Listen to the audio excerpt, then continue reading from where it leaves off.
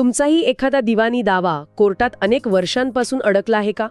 आजोबांनी खटला लावायचा आणि नातवांनी निकाल ऐकायचा ही म्हण तुमच्या बाबतीत खरी ठरतेय का? मग थांबा. या चक्रातून बाहेर पडण्याचा एक कायदेशीर मार्ग आहे तडजोड. आजच्या भागात आपण सविस्तरपणे जाणून घेणार आहोत तडजोड म्हणजे नक्की काय आणि ती का करावी.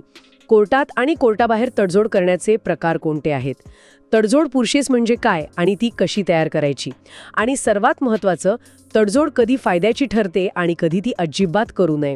आणि हो, अशीच उपयुक्त माहिती तुम्हाला हवी असेल तर आपला महसूलशाही चॅनल लगेच सबस्क्राईब करा. आणि हां, व्हिडिओ शेवटपर्यंत बघा, कारण मध्येच आपण तडजोड पुरुषीस कशी तयार करायची याची एक स्टेप बाय स्टेप माहिती देणार आहोत, जी तुम्हाला खूप उपयोगी पडेल.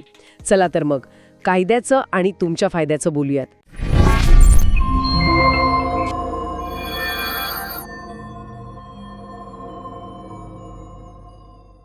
दिवाणी दावे वर्षानुवर्षे चालतात हे तर आपण सगळेच ऐकून असतो. यात वेळ आणि पैसा दोन्ही वाया जातो. मग यावर तडजोड हा खरंच एक प्रभावी उपाय आहे का? आणि कायद्यात याबद्दल काय तरतूद आहे? अगदी बरोबर प्रश्न आहे. माझ्या अनुभवातून सांगतो, दिवाणी दाव्यांचा प्रवास खूप लांबचा आणि खर्चिक असतो. म्हणूनच दोन्ही पक्षांनी सामंजस्याने एकत्र येऊन वाद मिटवणे यालाच आपण तडजोड म्हणतो. यामुळे केवळ वेळ आणि पैसाच नाही, तर आपापसातील नातेसंबंध आणि मनःशांतीही टिकते. हे खूप महत्त्वाचं आहे. आणि हो, याला कायद्याचा पूर्ण आधार आहे. याची स्पष्ट तरतूद दिवाणी प्रक्रिया संहिता 1908 च्या ऑर्डर 23 रूल 3 मध्ये दिलेली आहे.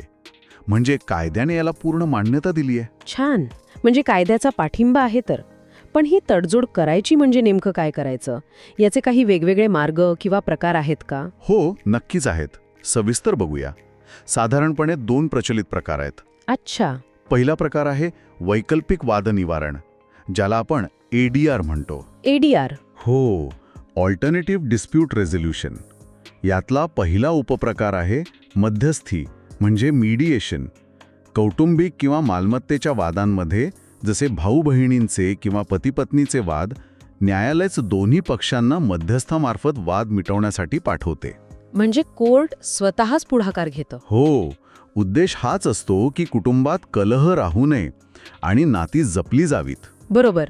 आणि दुसरा प्रकार? दुसरा आहे लोक न्यायालय म्हणजेच लोक अदालत. इथे फक्त कोर्टात चालू असलेले खटलेच नाही, तर दाखलपूर्व प्रकरणही मिटवली जातात. दाखलपूर्व म्हणजे? कोर्टात केस जाण्याआधीची. अगदी बरोबर. इथे एक क्विक फॅक्ट. हो, सांगा ना. बँकेच्या कर्जाची थकबाकी किंवा ग्रामपंचायतीचा घरपट्टीसारखा कर, अशी प्रकरणं कोर्टात जाण्याआधीच लोक न्यायालयात तडजोडीने मिटवता येतात. त्यामुळे हजारो खटल्यांचा भार न्यायालयांवरून कमी होतो. अरे वा, म्हणजे हा तर खूपच प्रभावी मार्ग दिसतोय. आणि दुसरा मुख्य प्रकार कोणता? दुसरा प्रकार म्हणजे कोर्टाबाहेर आपापसात तडजोड करणे.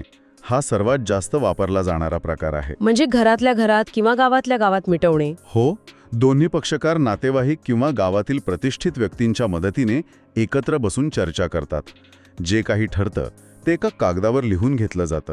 आणि अनेक जण भविष्यात कोणी शब्द फिरवू नये म्हणून हा करार नोटराईज सुद्धा करून घेतात. तुमच्या गावात अशी समस्या आहे का? तुम्ही वाद कसा मिटवता? आम्हाला कमेंटमध्ये नक्की सांगा.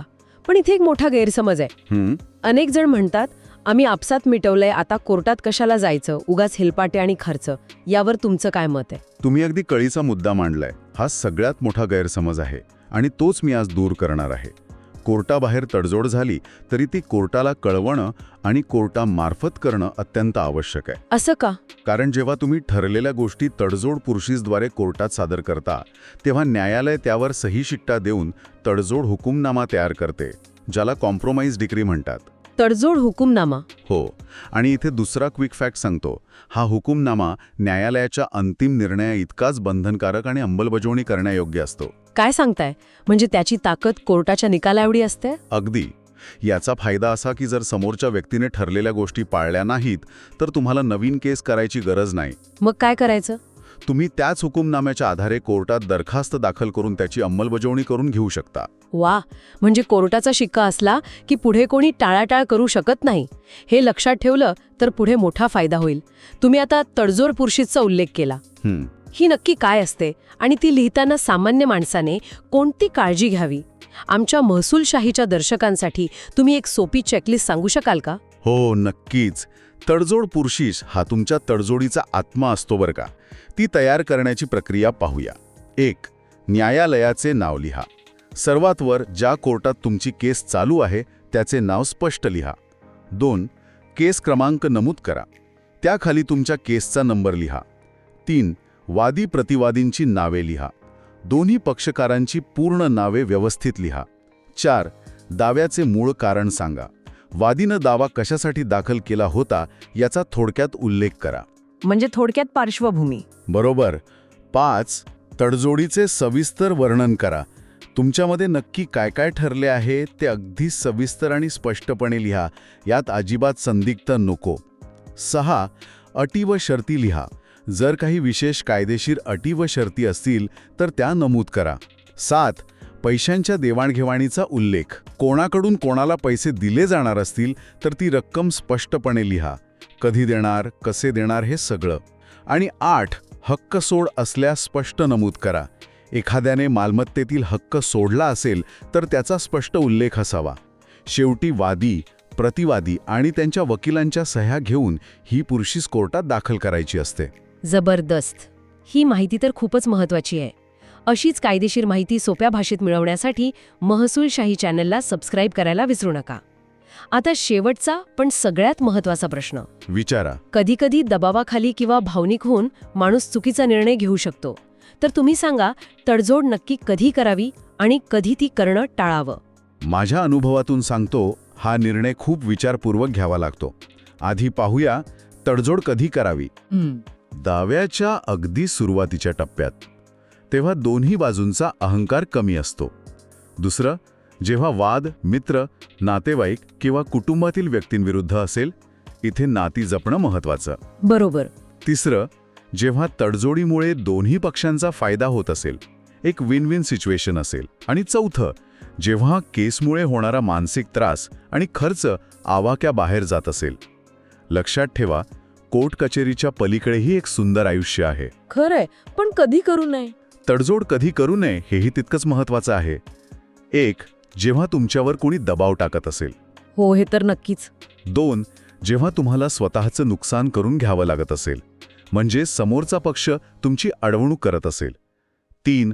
जेव्हा तुमच्याकडे केस जिंकण्यासाठी भक्कम पुरावे आणि साक्षीदार असतील. म्हणजे आपली बाजू 100% खरी असेल तर. हो, आणि तुम्हाला खात्री असेल की निकाल तुमच्याच बाजूने लागणार आहे.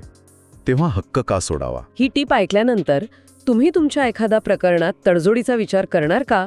आम्हाला कमेंट सेक्शनमध्ये सांगा. तर आज आपण पाहिलं की दिवाणी दाव्यांमध्ये तडजोड किती महत्त्वाची आहे. आपण तडजोडीचे प्रकार, तडजोड पुरुषीस आणि हुकुमनामा यांचं महत्त्व आणि सर्वात महत्त्वाचं म्हणजे तडजोड करण्याचं योग्य आणि अयोग्य वेळ याबद्दल सविस्तर चर्चा केली. हो, आणि एक गोष्ट नेहमी लक्षात ठेवा, सरकार आणि कायदे तुमच्या मदतीसाठी आहेतच, पण आपल्या हक्कांसाठी योग्य वेळी योग्य निर्णय घेण्याची खरी ताकद तुमच्या जागरूकतेमध्ये आहे. सामंजस्याने घेतलेला एक निर्णय तुमचा अनेक वर्षांचा त्रास वाचवू शकतो. तुम्हाला महसूल आणि कायद्यांबाबत असंच सोप्या भाषेत मार्गदर्शन हवंय? मग आपला महसूलशाही यूट्यूब चॅनल तुमच्यासाठीच आहे. लगेच सबस्क्राईब करायला विसरू नका. तुम्हाला पुढचा व्हिडिओ कोणत्या विषयावर हवा आहे हे आम्हाला कमेंटमध्ये नक्की सांगा. अधिक माहितीसाठी आणि थेट चर्चेसाठी आमच्या व्हॉट्सॲप आणि टेलिग्राम ग्रुपमध्ये सामील व्हा. लिंक डिस्क्रिप्शनमध्ये दिली आहे. हा व्हिडिओ आपल्या मित्रांना गावातल्या व्हॉट्सॲप ग्रुपमध्ये जरूर फॉरवर्ड करा, जेणेकरून ही महत्त्वाची माहिती सर्वांपर्यंत पोहोचेल. आपणही कोणाची तरी मदत करून आशीर्वाद कमवा. व्हिडिओ आठवणीने इतरांनाही जरूर शेअर करा, कारण महसूलशाही म्हणजे ज्ञानाची ती मोफत नदी जी प्रत्येक गरजू व्यक्तीपर्यंत पोहोचते. आणि आम्हाला विश्वास आहे की ज्ञान हा प्रत्येकाचा हक्क आहे. आज इथेच थांबूया. लवकरच भेटू पुढील भागात. धन्यवाद. जय महाराष्ट्र.